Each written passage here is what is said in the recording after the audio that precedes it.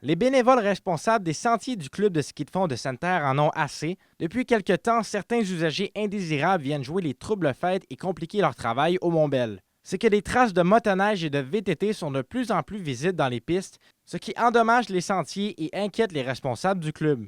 Ça doit être quelques individus qui viennent pratiquer leur sport dans un terrain dégagé sans nécessairement faire attention aux pistes de ski. Ça fait qu'ils vont traverser à plusieurs endroits, qu'ils vont défaire les traces, ce qui amène des risques. Un, de rencontrer une motoneige quand on est en ski, mais également de faire des chutes parce que les traces sont importantes pour les skieurs qui se déplacent. Ces passages peuvent sembler anodins, mais un seul transit d'un véhicule récréatif peut suffire à abîmer grandement les pistes des fondeurs, pistes qui peuvent prendre en moyenne 6 heures par jour d'entretien.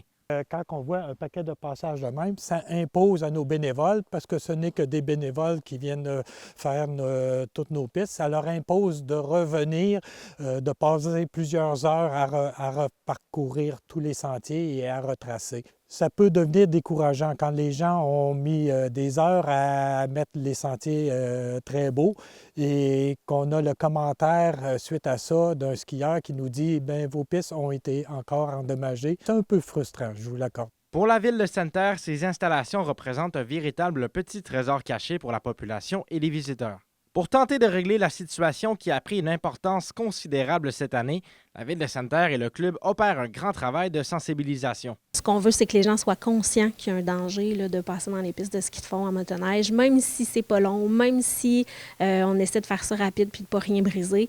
C'est vraiment un enjeu de sécurité là, qui est la base du problème, donc c'est vraiment là-dessus qu'on va travailler. Plusieurs communications seront envoyées par la ville de Sainte-Terre d'ici la fin de la saison hivernale via le courrier postal et des publications sur le web.